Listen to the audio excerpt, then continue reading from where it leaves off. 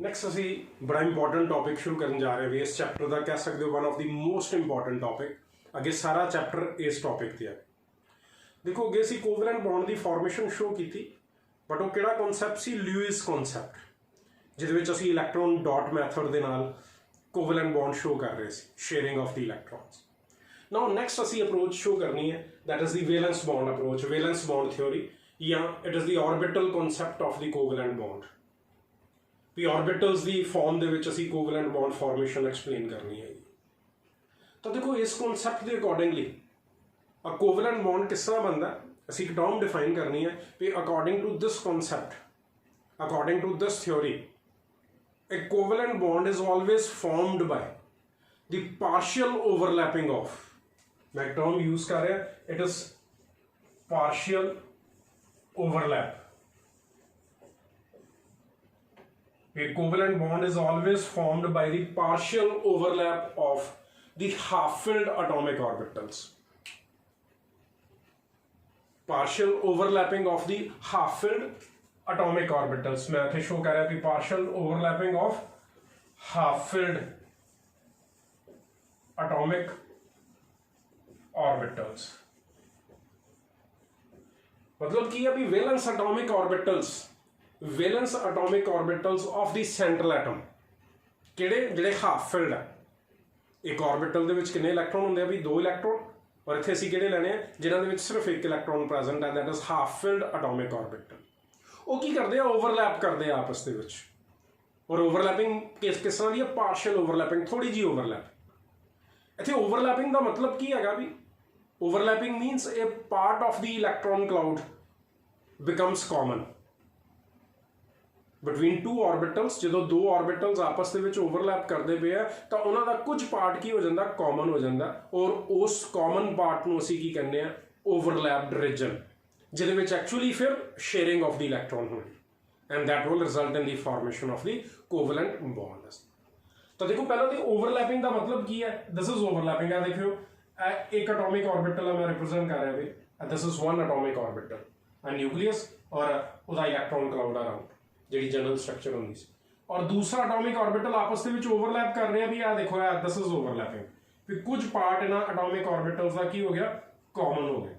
यह पार्ट की हो गया? कॉमन हो गया। इस रीजन में मैं की कह रहा, this is said as the overlapped region, जिहदे विच एक्चुअली दोनों के इलैक्ट्रॉन, एक इलैक्ट्रॉन इहदा और एक इलैक्ट्रॉन इहदा, आपोजिट स्पिन के इलैक्ट्रॉन की होंगे? शेयर हो, and that will result in the formation of the covalent bond. This process is called overlapping. और पार्शियल है मतलब थोड़ी जी ओवरलैपिंग, ज्यादा नहीं हुई, थोड़ी जी ओवरलैपिंग हो रही है। This is the concept. According to this concept, a covalent bond is always formed by the partial overlapping of the half-filled atomic orbitals with opposite spins, क्योंकि पेयरिंग the opposite spin दी ही होनी, तो that will result in the formation of the covalent bond। तो असीं ये define कर दिता भी overlapping का मतलब की है कि कुछ पार्ट एटॉमिक ऑर्बिटल का की हो गया? कॉमन हो गया, जिन्हों असीं की कहने that is said as the overlapped region. और एक्चुअली उस overlapped region the which there is sharing of the valence electron taking place. उस overlapped region the which sharing हो रही है, and that results in the formation of the covalent bond. That is the meaning. तो हम देख रहे हैं main condition की है the half filled atomic orbitals they overlap and they result in the formation of the covalent bond. Statement आंदी है भी हाइड्रोजन मॉलिक्यूल दी फॉर्मेशन होंदी है। Hydrogen molecule is formed, but helium molecule is not formed, He2 is not formed। Hydrogen molecule की formation मैं show करा तो देखो इतने एटॉमिक ऑर्बिटल्स भी देखने पैने हैं भी किस तरह के बनाने, असीं सफेरिकल बनावांगे या डंबल शेप्ड बनावांगे। और देखांगे भी हाफ फिल्ड एटॉमिक ऑर्बिटल किस तरह का, जो एस है तो सफेरिकल बनेंगे, और जो पी है तो डंबल शेप्ड बनने। तो देखिए हाइड्रोजन इलैक्ट्रॉनिक कॉन्फिगरेशन की है इट इज 1s1। हाइड्रोजन की इलैक्ट्रॉनिक कॉन्फिगरेशन की है 1s1। 1s1 मैं बॉक्स के नाल रिप्रेजेंट करा तो एक इलैक्ट्रॉन प्रेजेंट है, मतलब हाइड्रोजन के कोल एक half filled atomic orbital present है। ठीक है, हाइड्रोजन के कोल वैलेंस शेल दे विच एक half filled atomic orbital present है जिहड़ा ओवरलैप कर सकता, इस करके हाइड्रोजन मॉलिक्यूल बनता, कोवलेंट बॉन्ड फॉर्मेशन होंदी है।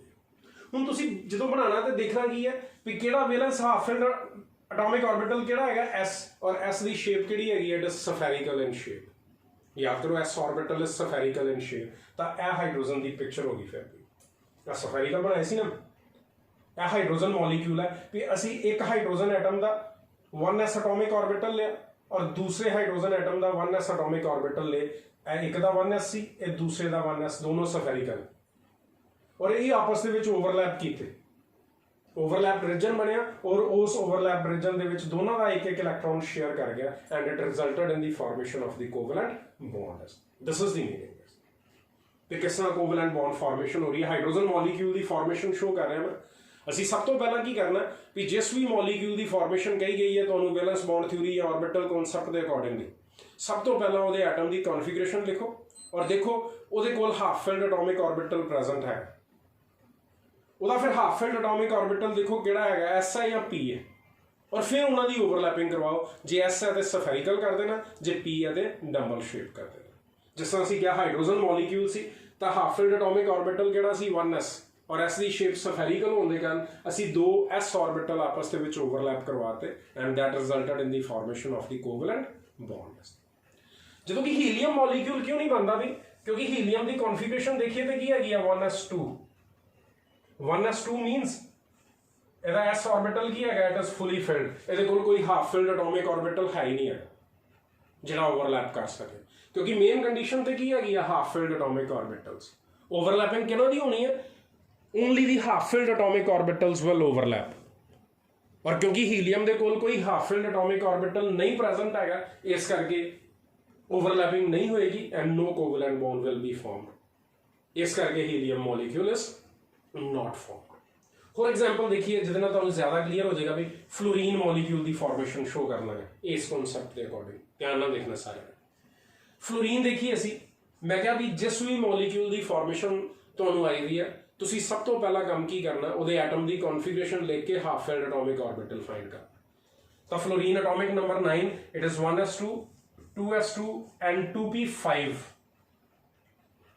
2s2 and 2p5 2s2 valence shell देखिए 2s2 and 2p5 1 2 3 4 and 5 आ देखो भी फ्लोरीन दे कोल एक हाफ फिल्ड एटॉमिक ऑर्बिटल आ गया भी there is present one half filled atomic orbital in fluorine fluorine दे कोल एक half filled atomic orbital present हैगा जिहड़ा ओवरलैप कर सकदा with the other fluorine atom हुण ओदी नेचर देखिए भी ਜਿਹੜਾ half filled atomic orbital fluorine ਦਾ ਉਹ ਕਿਹੜਾ ਹੈਗਾ ਇਟ ਇਜ਼ 2p ਤਾਂ p ਦੀ ਸ਼ੇਪ ਕਿਹੜੀ ਹੋਗੀ ਡਬਲ ਸ਼ੇਪ ਇਸ ਕਰਕੇ ਸਫੈਰਿਕਲ ਨਹੀਂ ਬਣਾਵਾਂਗੇ ਹੁਣ ਕੀ ਬਣਾਵਾਂਗੇ ਡਬਲ ਸ਼ੇਪਡ ऑर्बिटल्स ਰਿਪਰੈਜ਼ੈਂਟ ਕਰਾਂਗੇ ਮੈਂ ਸ਼ੋ ਕਰ ਰਿਹਾ ਵੀ ਆ ਦੇਖੋ ਆ ਇੱਕ फ्लोरीन ਐਟਮ ਦਾ 2p ਐਟॉमिक ऑर्बिटल जैसे ਇਹਨੂੰ ਸ਼ੋ ਕਰ ਦਈਏ 2px 2py और ਇਹ ਕੀ ਹੈਗਾ it is 2pz 2pz atomic orbital ਇੱਕ फ्लोरीन ਐਟਮ ਦਾ और मैं रिप्रेजेंट कर रहा भी 2pz atomic orbital of the other fluorine atom और देखो ओवरलैप कर रहे ओवरलैपिंग होगी दूसरे फ्लोरीन एटम का 2pz एटॉमिक ऑर्बिटल 2pz एक दा सी और ए 2pz की आ गया दूसरे का और यह की है भला भी दिस इज दी ओवरलैप्ड